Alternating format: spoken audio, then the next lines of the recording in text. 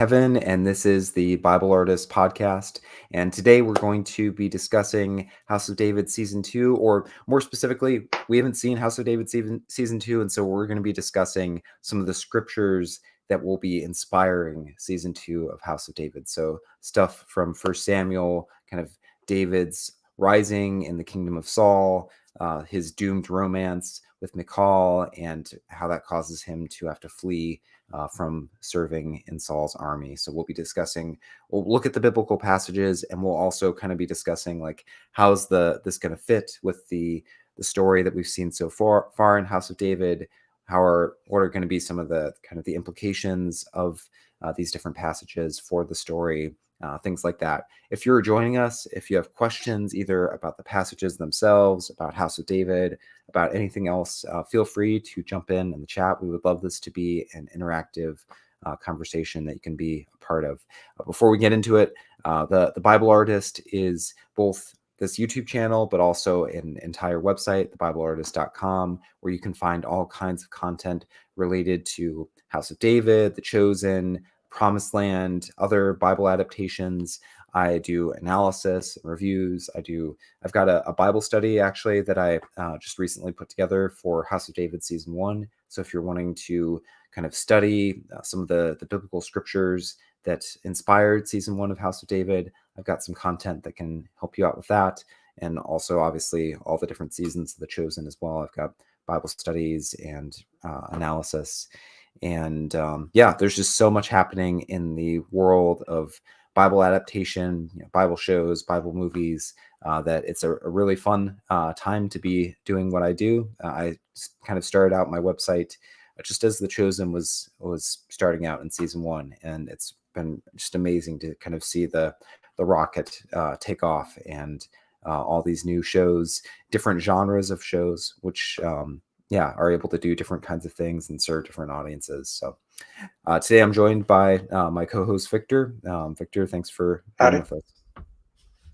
And Glad to be here. Yeah. So this image is from Season 2 of House of David. It's one of those kind of initial images that was released. And House of David Season 2 is coming out very soon, so October 5th. Actually, before that, Promised Land Season 1 is also going to be the first episode of Promised Land Season 1 is going to be released on October 1st. And I've actually already had a chance to see that, and I'm going to be doing reviews, which I will be releasing in conjunction with the release of Promised Land. So definitely be keeping your eyes open for that. Real fun show. I saw Light of the World just earlier this month, and I really loved Light of the World. We're not going to do kind of a entire video on it just because, but if you haven't had a chance to check that out, it's basically think kind of classic Disney, like 90s era Aladdin, Beauty and the Beast, that kind of animation and story style mixed with the gospel story. So John, the Apostle John, is portrayed as like a younger boy, like probably kind of 12 or something, and we follow him and Jesus. And the pacing of the movie is great. They do a great job of kind of weaving through different stories of Jesus' life, and there's a touch of humor, but not too much. I would say it's even maybe a little less jokey than The Chosen, but it's I went with my daughter who's 5 years old, and she had a great time. And her first words after saying that she loved the movie was that she wanted to go home and read the Bible. So just a little plug for Light of the World. If it's still out in any theaters that you're at, that it's definitely worth checking out.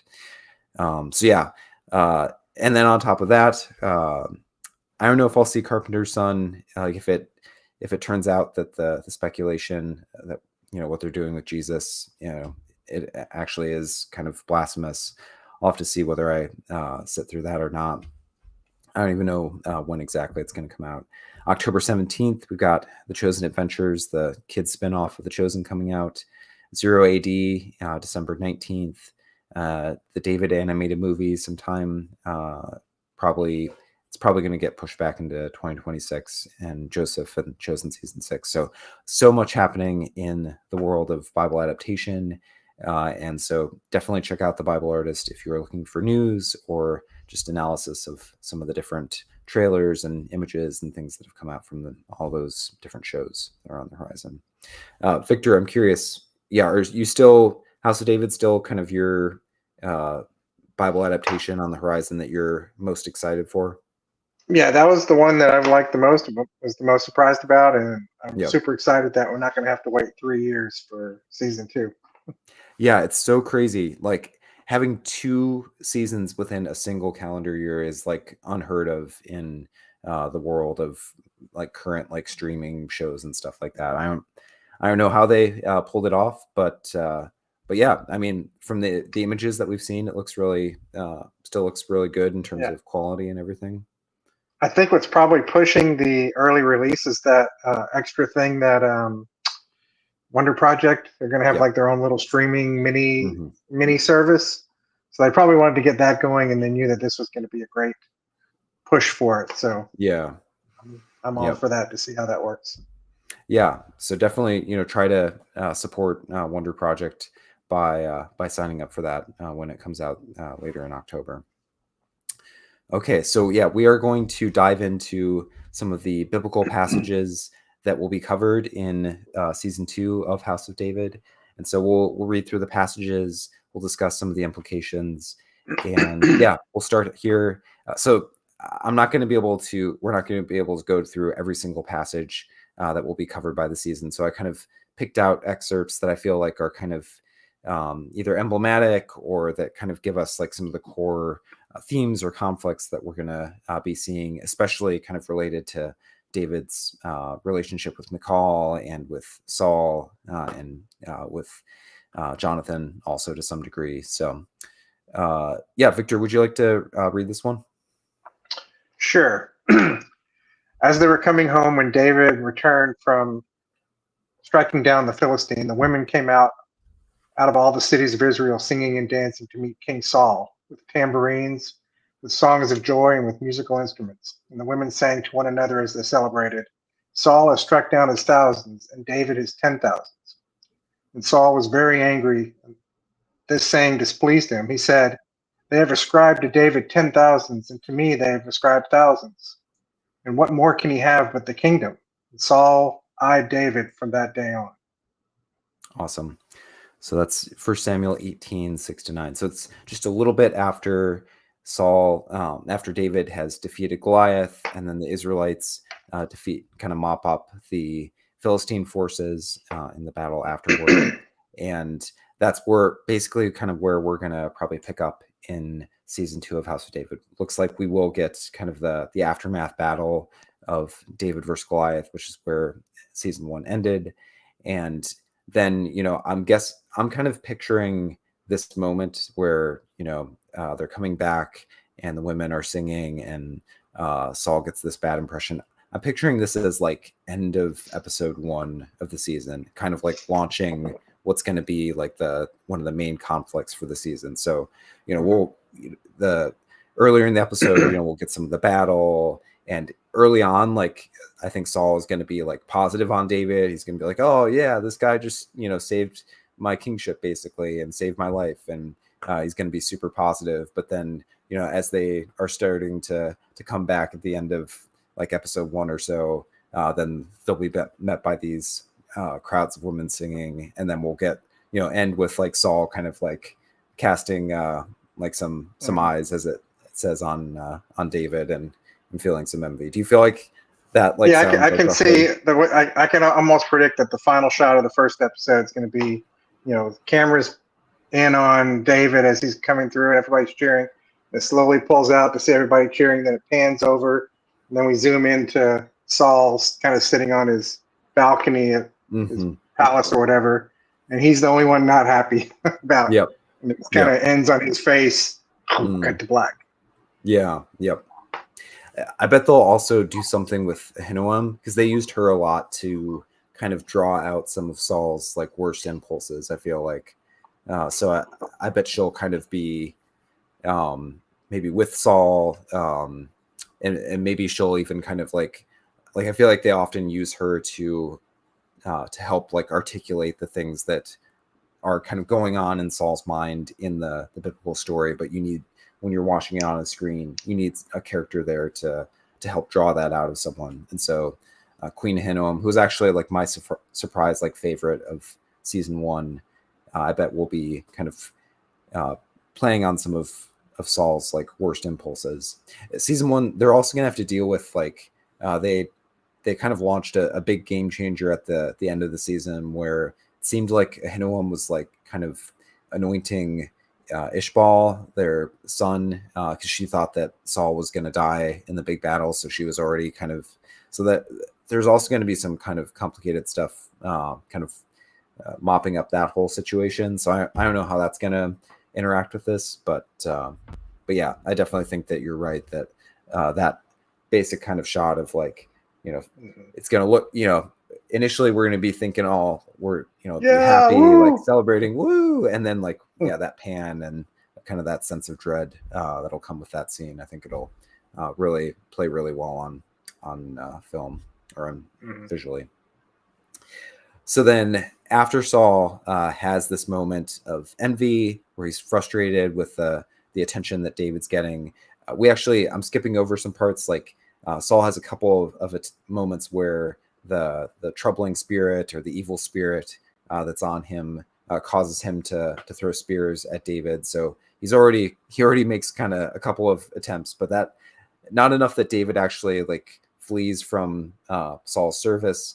I guess, he just realized like that'll be just more kind of portrayed as like we've seen already in the show, like Saul getting a little crazy and David having to kind of step in to try to help calm him down. So they've already established that a little bit. I could see them kind of because they've already kind of done that a little bit in season 1. Maybe that is kind of shifting some stuff that could be here in season 2. I don't know if we'll get every single moment that is mentioned in Samuel here in season 2, because they've already done some of it before.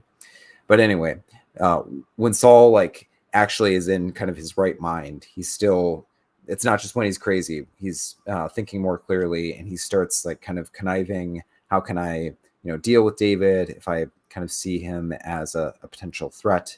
And season 1 did a good job of both like giving Saul like kind of portraying his anxiety, but pinning it kind of on the wrong person, right? He was anxious about Adriel, who was the elder of the tribe of Judah. And we had one of the episodes where, he had this kind of paranoid fit when it involved kind of potentially giving one of his daughters to Adriel. And so, but at the same time, because David is kind of, at least culturally speaking, considered a bastard or a illegitimate son, kind of Saul's attention isn't on him, because he just doesn't really consider him even in the running for the kingship. That it hasn't occurred to him yet.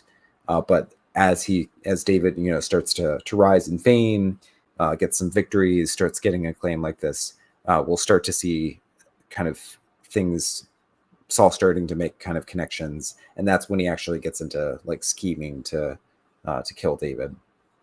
And so then we get this passage. I can do this one. So it says, "Then Saul said to David, 'Here is my elder daughter Merab. I will give her to you for a wife. Only be valiant for me and fight the Lord's battles.'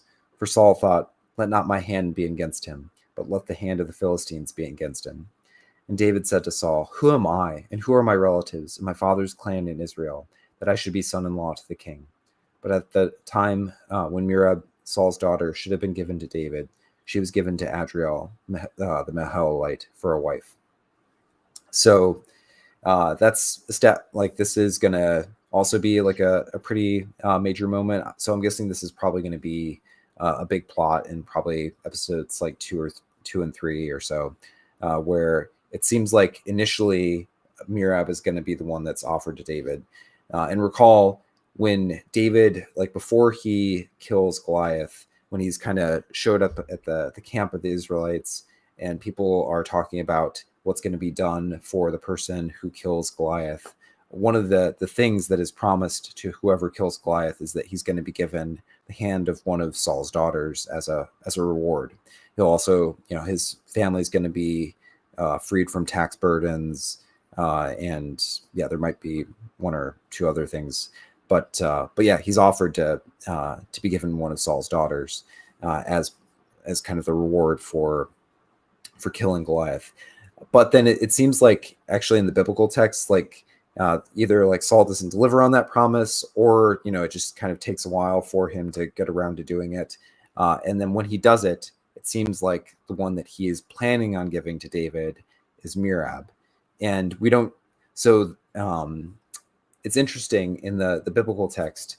What's portrayed is not that David actually loved Michal, and so that's why he rejected Merab or whatever. All the biblical text says is that it gives us this impression that David kind of has this sense of modesty. He feels like he's not worthy of marrying one of the king's daughters. Later on, when David is offered Michal, he shares a little bit more, and he mentions how he can't like afford a proper dowry for one of the daughters of the king. And so that might be what's kind of at play here is, Saul's offering him a daughter, but in order to be married in the ancient world, you had to offer the father a bride price. And David is, comes from a poor family. And so he's thinking like, it's not just like I feel unworthy, but like I don't necessarily like have the money to be able to afford to be married to the daughter of a king, because that comes with costs. But based on kind of the story that they've set up, I think that there's probably going to be kind of some other dimensions to what House of David does with this whole initial offer of Merab. Do you have any thoughts on what they might do, Victor? No, I just kind of think you kind of nailed it there. I think we're just going to see them, like the progression that we got from the first season. It kind of shows more of a romance between Michal and David than the Bible actually shows. Even though when you read it later, it does say that Michal was in love with David, which implies that it could have been going both ways, not just her being in love with him. So all of that kind of sets up pretty well what we're going to probably get here is that it's going to be Merab kind of feeling like that she's going to be the one that finally gets her husband. And then, then she does, but not quite now. Well, we know it's the person that she's been side-eyeing or stink-eyeing the whole time in the first season. Yeah, so if you haven't watched House of David, you probably aren't watching this, but just a reminder to viewers of House of David, Adriel, he has some of these moments where he's kind of eyeing Michal, eyeing Merab, and he's, an older guy, like probably in his 40s or 50s, and not particularly attractive either. And so like you can tell that both girls are kind of creeped out by him. And he makes this really creepy comment to one of them where he's like, oh, if I didn't have my wife, then I would I would marry you myself or whatever. And so either his wife is going to die, or this could be a way that the show starts to set up kind of the idea of polygamy and kind of the implications of that. Because they do need to kind of introduce that concept to kind of prepare us for when it happens with David, and give us like a mapping of like how we should view that. So I think I could actually see that potentially Adriel does marry Merab as a second wife, and because it's Adriel doing it, we'll have kind of negative associations with it, so that when later on David does it, we'll get that this is something that is sometimes done by powerful men, but we'll also feel a little uncomfortable about it because of that. I mean, we don't need much to feel uncomfortable about it nowadays, but yeah. I think it's also going to fit within the whole Saul going crazy, that it's going to feel like another one of his crazy, probably last second switches. Yeah. Where it's all going to be all leading to one thing, and then, nope, I'm going to do this other thing instead. and Yep. everybody's just gonna be in chaos. Yep. Because I think you need to have a bunch of things with Saul just to kind of show that progression. I think that's going to take at least 2 or 3 more steps of him slowly going crazy. Yeah. Because you have to have somewhere to go for him to like. Why is David hanging around if he feels like he's in any kind of danger Yeah. for his life? Yep. It's got to be enough thinking that he's okay for now, that he's not running off Hmm. in the first episode. Yep. I think that they'll play David turning down the opportunity like in a positive light because like I think most people are probably rooting for David and Michal because they do hint that like Merab may kind of like she's kind of looked down on David a little bit, but we also got this one little scene where they touched hands and she seemed to kind of hint at like just a little bit of like fascination with him, which you could see turning into something, especially after he gets all this fame. And that I actually bet that'll be part of it, is that we'll be seeing like when David gets like super famous and he had this huge victory, then Merab's gonna like really be interested in, you know, being married to the big hero. And because she's the older sister, she'll be able to kind of pressure Saul, especially because, you know, Saul ruined her first marriage opportunity. And so she'll kind of be laying guilt on him for that. And then she's going to get another rug pulled out from under her related to romance. And instead she's going to get stuck with the creepy old guy. It'll give some good conflict between her and her sister too. So yeah. So I bet the two of them will be kind of at odds over like Merab kind of basically stealing the guy that she knew her sister was really into this entire time. So I bet that'll be used to kind of explore some different themes about like the nature of love, you know, Merab more being drawn to kind of David's status potentially versus Michal just, you know, loving David for David. And like you said, kind of exploring Saul's like descent into madness. Like it'll be really crazy that, you know, he's, you know, had all these conflicts with Adriel, and then he finally decides to end up giving his daughter to him. I could see that also being kind of a political thing where like their relationship, Saul and Adriel, is so bad that he really needs something big to patch things up. And giving his daughter to one of Adriel's daughters, that was like still a big thing, but like giving his daughter to Adriel himself, especially if Adriel has another wife, could be like an even kind of more like a basing kind of gift. If Saul feels like he needs to, I could also see it potentially being like Saul, if he's starting to be suspicious of David at this point, then he's less suspicious of Adriel probably, and may even want him as a potential ally against David to kind of triangulate or something. I think there's going to be something there because Adriel is being positioned as kind of a major rival.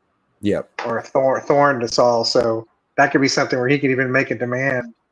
You know, you're going to give me one of your daughters, and yep. He decides Merab, or maybe even he asked for Merab. You know, yeah, and that might be the only way that he can get out of whatever predicament he's in. Yep. I could see that a lot. But it will make us not like him. Make us not like Saul. If him giving Merab away, that's just another nail for the audience to hate Saul and want the bad things to happen to him. Yeah. Yep.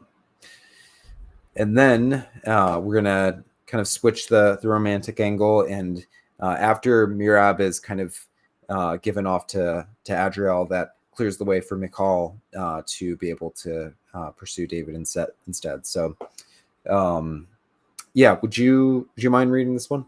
Sure.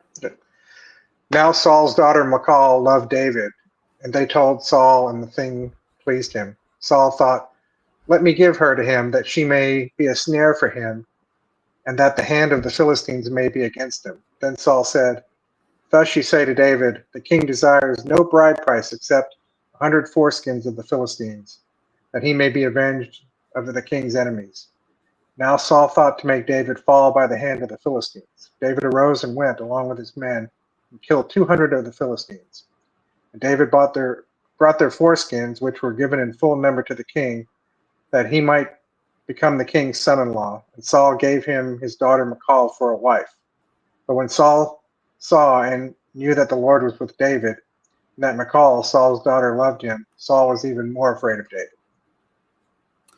Okay, so this is kind of, we're trailing like a progression of Saul's fear of David. So, Saul was afraid of David as like it was clear that the people loved him and he was successful in his fight against Goliath.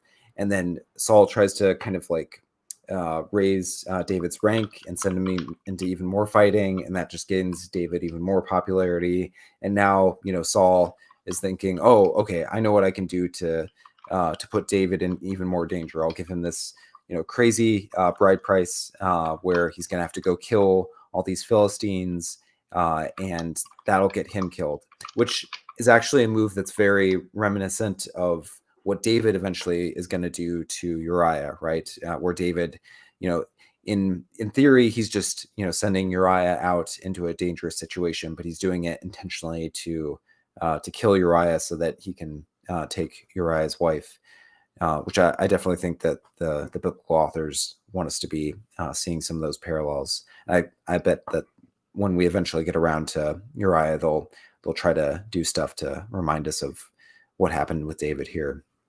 Anyway, so yeah, Saul thinks that he's doing something that is going to get David killed, but instead, like, it only goes to increase David's fame and also kind of establish David even better, because now that David's married to the daughter of the king, that gives him more of a like kind of legitimate claim on the throne than he would have had before getting married to Michal. Yeah, so we already talked about how this image, we think that bloody bag there is probably David's bride price, the 200 Philistine foreskins. But yeah, anything stick out about kind of how this whole little storyline is going to fit into what's going on in season 2? I think just like we've been talking, it's going to be probably just like that major turning point for David kind of becoming more of who he is, like the danger to Saul and the kingdom, his kingdom. Yep. Yeah, I feel like this is going to be the turning point that gets Saul to start like intentionally trying to kill David. Like, well, I mean, he's already trying to kill David with this, but this is what is going to turn Saul so that he's like, okay, I just got to do it with my own hand. I can't have try to get the hand of the Philistines against David, because that's not working. So I've just got to, try to spear David myself. So I'm guessing that that's going to be like a major turning point for Saul's character, where he's kind of been trying to get at David in more underhanded ways, and then here, his best attempt just goes to magnify David's position, which is a cool kind of like biblical thing where, the wicked, like the more that they try to hurt the righteous, it actually just kind of allows God to, glorify himself and bless the righteous even more. So that'll definitely be kind of a thematic thing that we'll see happening. Yeah, and the whole we talked when we were looking at this image how I liked, like, we kind of talked out how they'll probably not like explicitly even like talk about foreskins. We'll just have Saul ask David to go kill 100 Philistines and then bring back proof. Yeah, bring back proof or whatever, and then like we'll get kind of implications of what's going on. They'll also probably, I haven't been talking in terms of like what the Philistines are doing, but King Achish, he'll have to have like different plots that are going on that David is like kind of responding to, because when we're reading about this in like a literary format, it can just say, David went and killed 200 Philistines or whatever, but that's going to actually have to be like, a story that they're going to have to craft and, put together some sort of thing that's happening. But I'm guessing that this is probably going to happen. I would guess this for like maybe episode 3 or 4 of the season. Yeah, because one is definitely like, I think we hit where we think that's going to end, and then like probably the stuff with Michal will be, or with Merab will be like at least one episode, and then I could see this being the following episode 3 or maybe 4, and then kind of hitting a turning point where Saul is going to like open hostility with David. Timeline wise, do we know how long after Goliath this kind of stuff takes place? It's often kind of vague in terms of like, yeah, people can correct me if I'm wrong, but I'm thinking that the narrative itself doesn't give us like a lot of clear, like, 5 years later, or things that we would expect in like a modern kind of narrative. The biblical narrative isn't necessarily interested in trying to give us like a precise timeline. Yeah. And then, so then we kind of hit that point where Saul is actually like outright trying to kill David. So I think this will be part of that. Then a harmful spirit from the Lord came upon Saul as he sat in his house with his spear in his hand, and David was playing the lyre. And Saul sought to pin David to the wall with the spear, but he eluded Saul, so that he stuck the spear into the wall. And David fled and escaped that night. And Saul sent messengers to David's house to watch him, that he might kill him in the morning. But Michal, David's wife, told him, "If you do not escape with your life tonight, tomorrow you will be killed." So Michal let David down through the window, and he fled away and escaped. So I could see this potentially being kind of the midpoint of the season, or like just kind of one of the main turning points where we go from like Saul's kind of hostility to David has been made, is finally going to be made clear to David himself. Because up to this point, David actually hasn't necessarily been aware that Saul is trying to kill him. He knows that Saul has been like promoting him and even, putting him at the head of armies and stuff like that.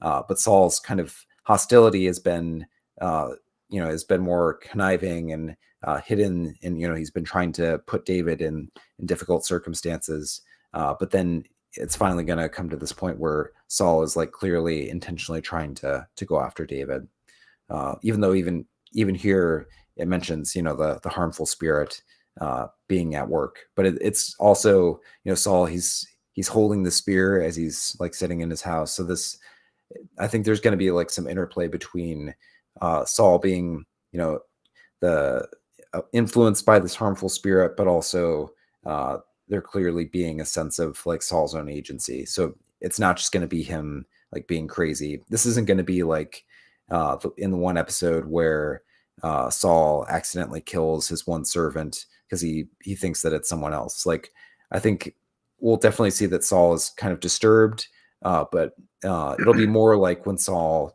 has his confrontation with Adriel, where the evil spirit is taking the form of the Amalekite king, and is kind of like whispering all these like lies and these kind of things to just amp Saul up. I feel like that'll kind of be the influence of the evil spirit in this case with David. I think also, I know it comes in more later in the text, but they're going to have to like start layering in his friendship with Jonathan a little more. So I think we're going to maybe see some more of that later kind of crazy stuff, and the conversations between Jonathan and Saul probably start to happen in the background here. Yeah. So we get a little bit of just the setup for the bigger events later. Yeah. So I haven't included, there are several kind of things involving like, so Jonathan and David, immediately after David and Goliath fight, there's the famous scene where it says, Jonathan loved David and his heart was knit to him, and he gave him his armor and his cloak and his sword, which is not just like a very nice gift to give to someone, but it's actually kind of a sign of giving someone your cloak, especially when you're like a an official or like a king or someone who is of like nobility, that's a sign of like giving someone kind of your status or giving someone your inheritance, even potentially. And they've already set up in season 1 through David's his first meeting with Jonathan in episode 8, that Jonathan is starting to get that David is the one that Samuel has anointed in his father's place, because Jonathan has kind of that meeting with Samuel on Mount Sinai, where kind of Samuel kind of hints at what's going on, and then when Jonathan meets with David, I forget exactly what David says that like helps trigger things. I think he mentions that he's from Bethlehem, and Jonathan kind of puts 2 and 2 together in his head. And then after seeing what David is able to accomplish through his faith, I think Jonathan will come out of the battle already kind of starting to see what's going on. He'll realize like, okay, I guess this is the guy that God has in mind to replace my father. And that'll be like a big contrast between Jonathan and Saul, that Jonathan is ready to relinquish his, status and his future as the heir to Saul's kingdom, whereas, Saul is trying to grasp onto it. So that'll be a big kind of thematic tension throughout the season. And I did pull one Jonathan and David scene that kind of highlights that. Yeah, would you mind reading this one? Sure. Then David fled from Naioth in Ramah and came and said before Jonathan, "What have I done? What is my guilt? And what is my sin before your father that he seeks my life?" And he said to him, "Far from it, you shall not die. Behold, my father does nothing either great or small without disclosing it to me. And why should my father hide this from me? It is not so." But David vowed again, saying, "Your father knows well that I have found favor in your eyes." And he thinks, "Do not let Jonathan know this, lest he be grieved. But truly, as the Lord lives and as your soul lives, there is but a step between me and death." And they kissed one another and wept with one another, David weeping the most. Then Jonathan said to David, "Go in peace, because we have sworn both of us in the name of the Lord, saying, 'The Lord shall be between me and you, and between my offspring and your offspring forever.'" And he rose and departed, and Jonathan went into the city. So that'll definitely be like a huge moment in season 2. Yeah, probably towards the end of the season, when David is off and fleeing and stuff. Maybe not the very last episode, but like maybe I would guess like episode 7 for this. But yeah, like you said, like the relationship between David and Jonathan, that's going to be something that they're building up. We'll probably see them fighting together in like episode 1 and stuff. And then they have this kind of covenant that they established between the two of them. This is all kind of covenantal language. One of the interesting things in this passage is that it suggests that Saul is hiding kind of his plotting even from Jonathan himself, which like that'll make sense. Like Saul will pick up pretty quickly that Jonathan loves David and is all in favor of David, and so we'll see kind of some growing distance. We've already started to see some distance between Saul and Jonathan, but that distance is going to grow even larger as Saul kind of is trying to keep secret his plots to kill David, when Jonathan is side by side with David and they're best friends. And yeah, and so like I feel like this will be like an interesting moment, and they'll have to kind of really sell that like Jonathan really doesn't believe that his father would do something like this. Like we've seen him like he's witnessed Saul's like kind of mad attempts to throw spears at people and stuff, and so what I'm guessing they'll do is Jonathan will think, oh, he goes crazy sometimes, this was just that, he's not actually trying to kill you. He's just, got this evil spirit that's been harassing him, but like he's not actually trying to go after you. But then in the biblical story, like they come up with this plan where David like doesn't show up to a feast, and Jonathan talks to Saul about it, and Saul like gets really furious that David isn't there because he's hoping to kill David, and Jonathan is able to put together like this isn't like a normal reaction to David just missing the feast so he can be back home with his family. Like clearly my father is really out to kill David. And so that's gonna that'll be an interesting storyline, and I'm really looking forward to this moment. Like they'll definitely have to kind of build the relationship between the two of them so that this can be kind of a appropriately like emotional moment. Yeah. Any other kind of thoughts on Jonathan and David and what they might do with the two of them? Just I wonder if they're going to maybe try to do a little misdirect or make us think that maybe Jonathan is still listening to his dad, at least for a little while, or if they're just going to go straight in and just let us think that they are fast friends right from the get-go. Can go either way. I'm just trying to think of if you're doing a TV show, is it that interesting to just let them be buddies, or maybe just to throw in there, just like, is there a potential for something to happen where Jonathan might not betray Saul, but to where at least David might have to think for a minute, can I trust this guy? And then he decides to go ahead and do it. Yeah, no, I definitely think you're right. Like I could even see them like giving them some sort of conflict, in between, episode 1 when we established that these guys are friends, and now like maybe stuff related to the marriage stuff or whatever, so that like we see a little potential daylight between the two of them, so that it's not just like obvious, like, oh, obviously Jonathan is gonna side with David here, but where like Saul is gonna make a case like David, if he takes over, then your inheritance is gone, right? Like this is the plan for you.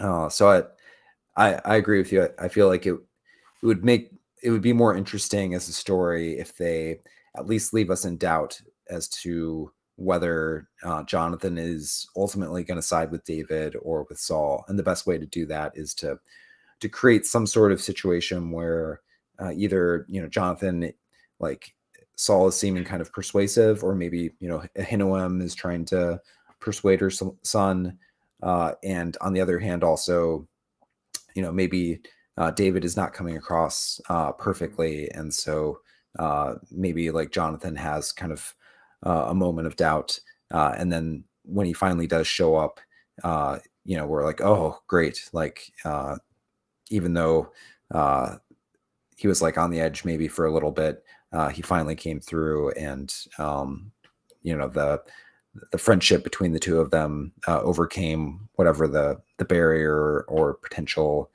pitfall in the relationship was. Yeah, it kind of needs to be tested for it to be proven as strong as it is. Yeah. And that could also, like, we've mentioned before the whole Ishbal plot that they introduced, that could be involved here, because that'll be kind of scrambling a little bit, all the stuff, because the whole idea of like Ishbal being anointed while Saul was still king, that's nowhere here in the biblical account. That's a kind of invented detail, and so that's gonna play into all this in some interesting ways. I imagine that it's possible that that'll be kind of part of the conflict, like some of the battles and stuff that are going on, if Ishbal turns out to be like a puppet for the Philistines or something like that.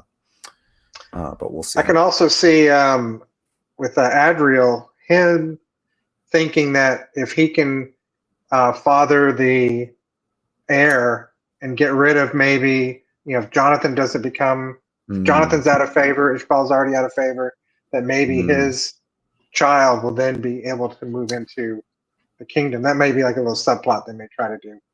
Yeah, that would be interesting. Yeah, that would make a lot of sense. And that would be a great way for them to kind of introduce some of the dynamics that you get in a kingdom like this, where, yeah, you know, who your heir is potentially descendant from is important. And yeah. And okay, yeah, I think that's all I have for tonight in terms of passages that we're going to go over. Yeah, I thought about going further because what I'm kind of imagining the season will go is we'll have David go on the run here. Yeah, that'll probably happen in episode 6 or episode 7, I'm guessing. And then I think the one of the kind of climactic moments of the season, I'm guessing, is going to be, so David, he goes to the priests at Nob, and you know, he asks them for help. They give him bread. He inquires with the Lord, and then they give him the sword of Goliath, which I think I take as a potential negative moment, especially because later on, David's gonna. Okay, let me narrate, and I'll explain why I think it's negative. So they give him all this stuff because David has lied to them. He's told them that he's on a mission for Saul, and he forgot his sword for some reason, and he didn't bring enough bread. And so they're like, "Oh, okay, we'll give you some of the holy bread as long as your men haven't been sleeping with anyone, and you can also have this giant sword that you gave to the Lord." And then they send him away. But then Saul finds out from Doeg, from his spy master, that the priests have done this. And then Saul shows up, and he has Doeg slaughter all of the priests in the city. So I think that's going to be a significant moment. First of all, because they establish that the priest that gets slaughtered, he's the one who anoints Ishbal in episode 8 of season 1. So I bet that like Saul's going to be remembering that, and that's going to kind of play into his paranoia that the priests are trying to, you know, put usurpers on the throne or whatever. And then also, like, you know, he's just in this really paranoid state. So this will be kind of like probably his like lowest point, where he's, you know, someone helps David without knowledge, and he just goes and kills like everybody as a result of that. And so that's going to be when he shows up and kills all the priests of Nob. I could see that potentially being like an ending note for the season, like showing kind of the dark place that Saul has gotten to. Meanwhile, you know, David is fleeing, and maybe we'll kind of get hints of people coming to him. Like I bet, like, you know, Eliab and Joab will show up, and you know, we'll get kind of the hints of like David on the run, which will be season 3. Does that sound right to you? Or Yeah, season 2, I can see ending with just a group of 3 or 4 or 5 people wandering off into the sunset. You know, credits come up. Just kind of like, you know, this chapter has ended, and the next thing is going to be a distinct new beginning. Yeah, and then when we pick up with David in season 3, it'll be several years later. David will already have like this band of hundreds of men, and things will be in a very different place in terms of the political situation. So they'll use that season break to kind of jump forward the timeline and kind of reboot David's situation and all of that. Yeah. They may also Go ahead. Oh, they may also fit in like David's visit to Akish. They could fit in here, but they may actually keep that for season 3, so that they can like have like a first attempt to join Akish, and then the second attempt that goes right. Yeah. What were you going to say though? No, I was just going to say, you know, in rereading like the passages that we were going to be discussing today, it was like the first time we really looked at it in light of it being, you know, season 2. And I was just kind of really pleasantly surprised at like just how closely it lines up with or continues from season 1. in my mind, it deviated a lot more, Yeah. but I don't think it did. I think it's, Yep. I think it is like really set up very accurately Yep. to show without having to change too much or be too creative with Yep. the text. So I was just kind of surprised. That was kind of neat to see how it wasn't as changed as I thought it was. Yeah, like I think what a lot of people are going to realize is that when they've like added stuff in season 1, like things that don't show up in the biblical text, a lot of what they're doing is they're trying to set up moments so that they can pay them off in season 2 with things that actually are in the biblical text. Yeah. So, like you said, with Michal loved David. Well, in the biblical text, it can just say that and not explain like why did she love David? Is she just like a fangirl who heard about David's battle, or is there like history between their love for each other? And so what season 1 did is basically it gave us a lot of like setup to explain why Michal loved David and what that line kind of means in the biblical text, at least like this interpretation of it or whatever. Yeah, and I feel like we've talked about a lot of things here where it's like, oh, that'll fit with like what they've already been doing in season 1.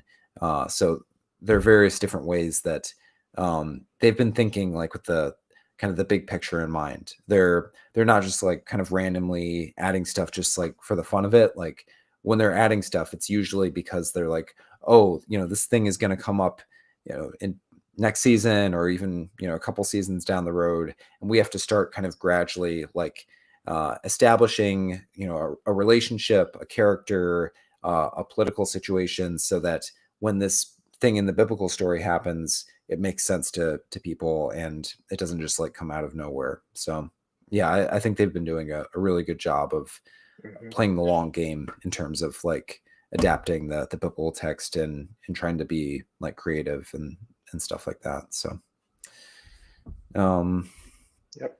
cool. Well, yeah, that's all I want to get to for this session.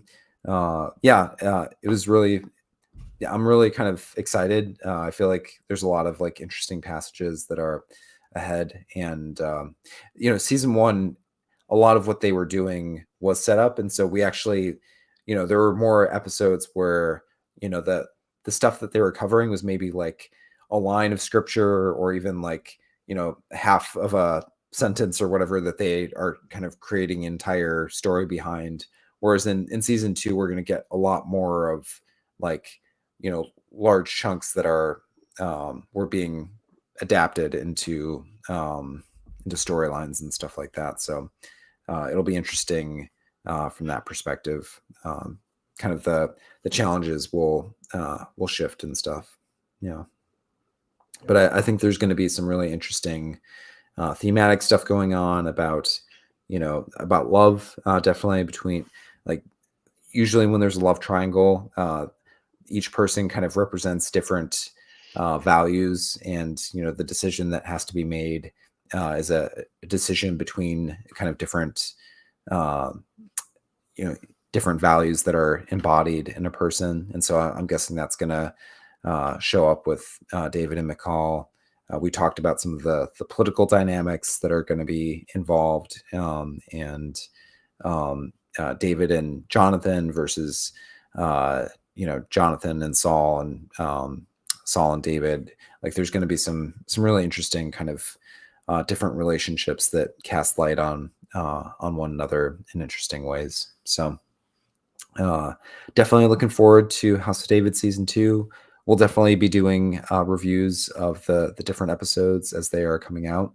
So be keeping an eye out. And I think that's it for tonight. So we'll be releasing a review for Promised Land for the new season when that comes out as well. So keep an eye out for that too. And thanks everybody for listening. Godspeed.